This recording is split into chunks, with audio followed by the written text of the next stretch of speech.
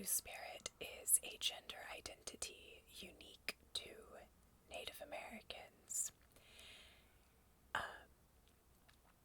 And my understanding is that it is used by people that feel that they have both a male and female spirit living within them, and that's where the name Two-Spirit comes from. I think that it's very important to recognize going into this that Native communities are not a monolith. They do have very different beliefs, and I don't know if there was such a thing as Two-Spirit in every Native community. But it is something that I think is widely recognized at this point. So I don't have very many recommendations for this video. At the beginning of the month, I only had one, and it's one that I've talked about on this channel before.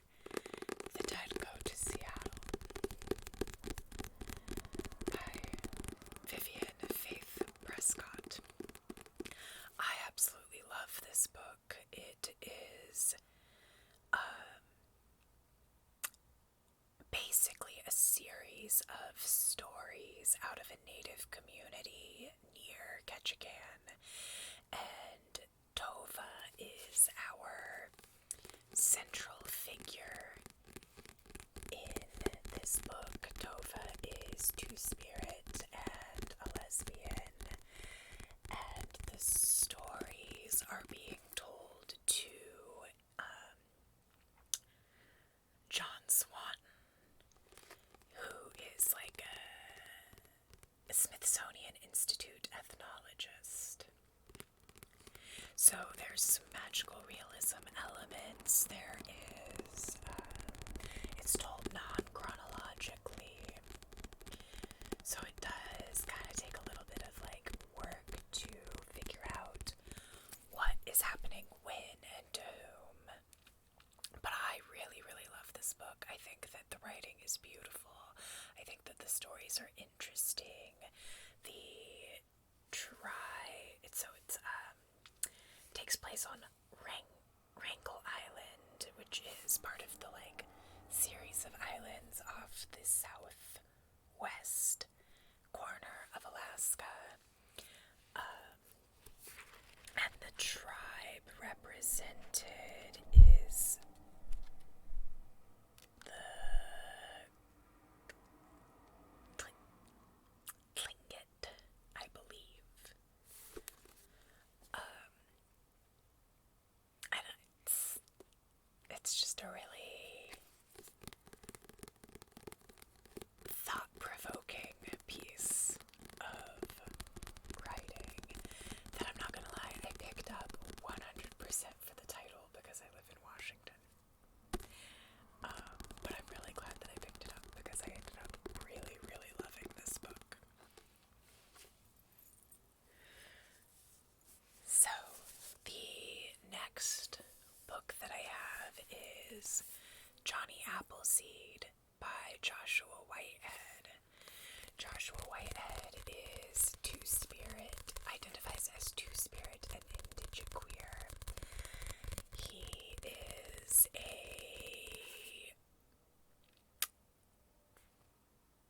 I looked all of this up before I started filming in the hopes that I could just like smoothly deliver it, but it turns out it's very difficult to remember words that are unfamiliar to you. Oji Cree from the Pequot First Nation.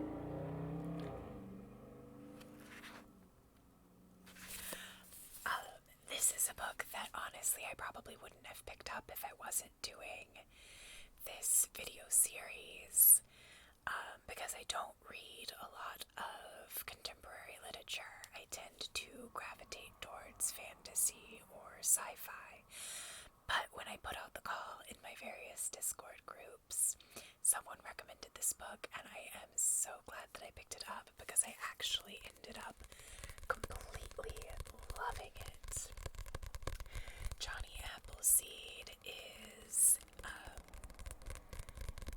you're sort of just spending a couple of days with him as he tries to get enough money to get from Winnipeg, Canada, back to the reservation that he grew up on for his stepfather's funeral. And as you're going through his days, you're getting a lot of like flashback to his childhood. Johnny Appleseed is a sex worker. Hi, Mia. Hi, baby.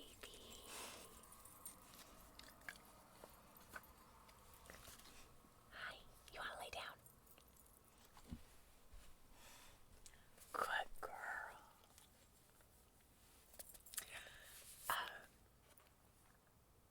I just got totally derailed. Johnny Appleseed is a sex worker, so this book is sexually explicit. But the story is really good.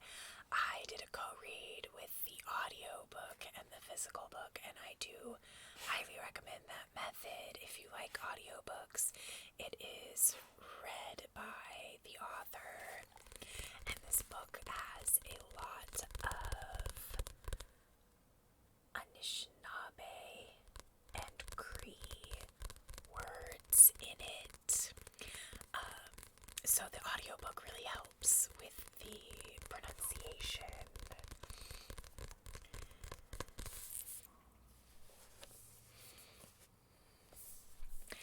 And the last book that I have to talk about is Love After the End. So this is an anthology of Two-Spirit and Indigiqueer speculative fiction. It was edited by Joshua Whitehead, who wrote Johnny Appleseed. So this book also is predominantly Anishinaabe, which, one, I really hope I'm pronouncing that correctly.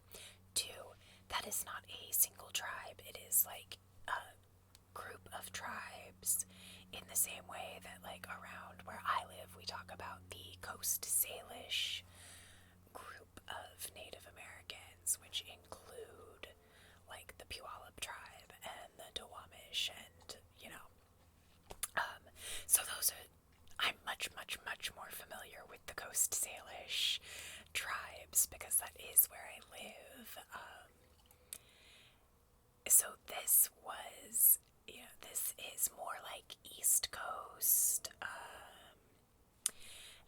Canada, like in northern U.S. border. So much less familiar for me, and also not coastal native, so like completely different sets of beliefs and practices and rituals, which made it really an interesting and educational read. So I'm super glad that I picked these up because I ended up really liking both books. And that's kind of been the best part of this video series for me, has been pushing myself to read things that I would not ordinarily have picked up, like looking for books that have two-spirit or intersex. Specifically, those were the most difficult for me to find. So, Love After the End has 8 short stories in it, and they really are like short stories, which I thought was great because this is the first anthology of short stories I've ever read where I thought the pacing for every story was just like spot on.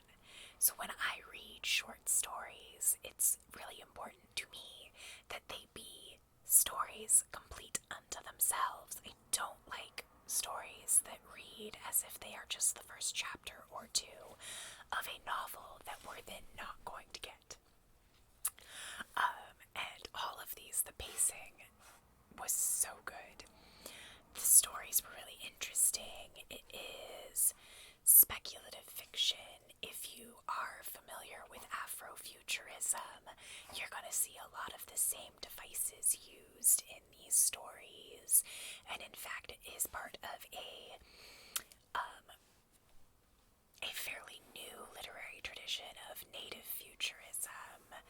Joshua Whitehead in the introduction talks about these were originally much more dystopian stories, but with the advent of COVID and just how difficult everything is right now, they decided to make them a little bit more utopian, a little bit more hopeful.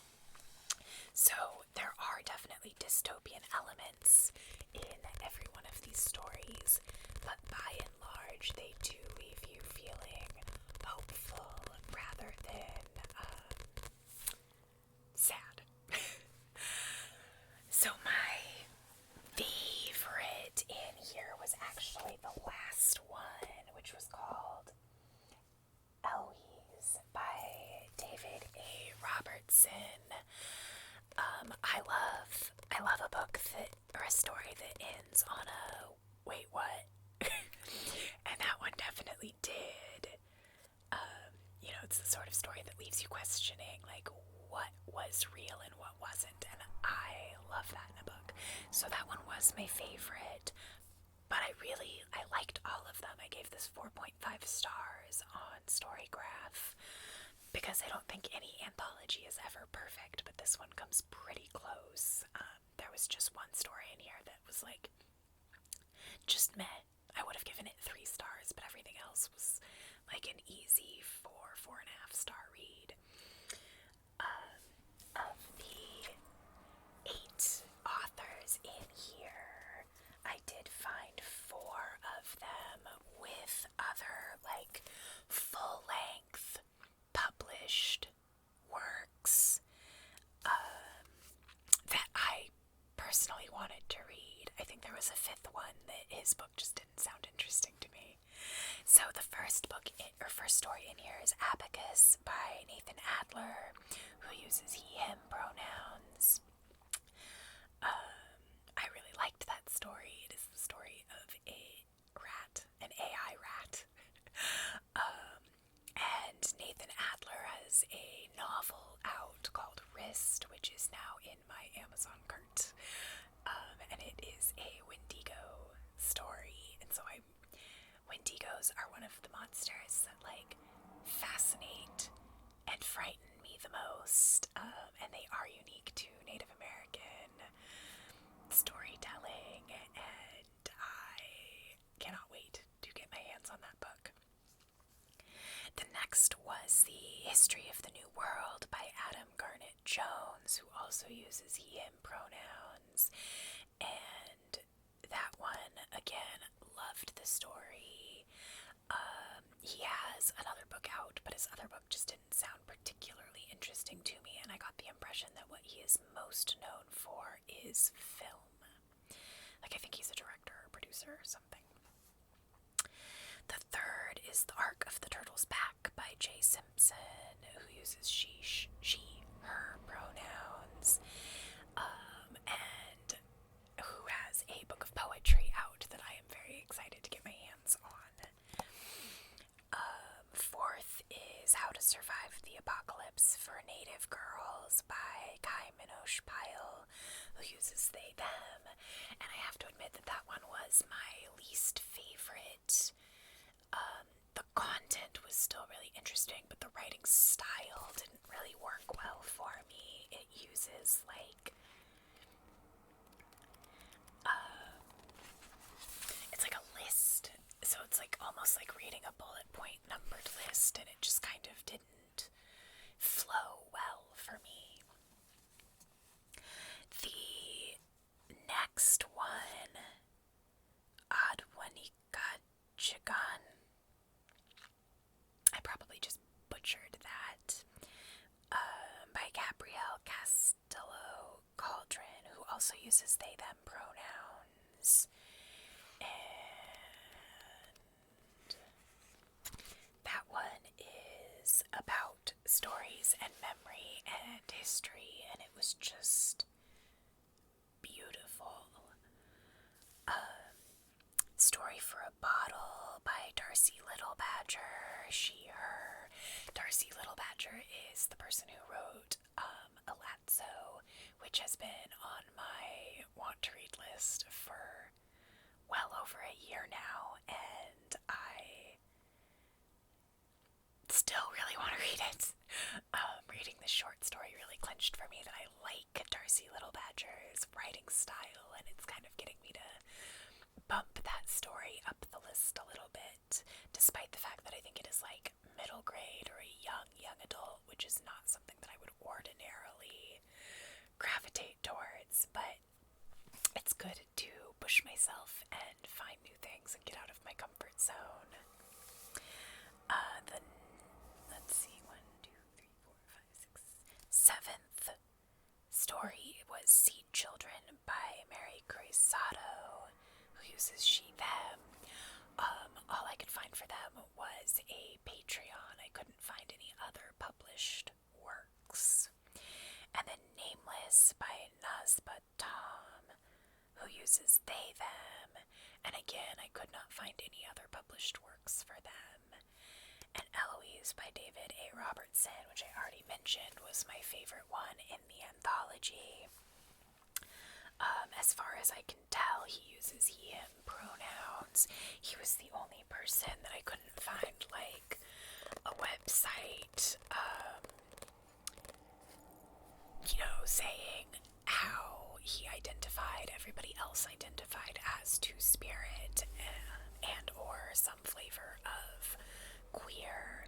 But I think some of the problem I was running into with him is that there's like a baseball player with the same name, and it was confusing the Google results. But he has mostly young adult books out, none of which seemed particularly interesting to me, but he did publish a memoir in 2020 that did sound really interesting, so that is another one that I will get my hands on in the future. So these are names that you will hopefully see in future videos, and especially if this series becomes a yearly tradition, because I would like to keep seeking out books with Two-Spirit and intersex reps so I can make those videos a little bit more robust. And of course, I am always and forever reading books with queer representation, so I do highly anticipate by next year having a totally different group of books that I can talk about. So if that is something that y'all would like to see from me, let me know in the comments.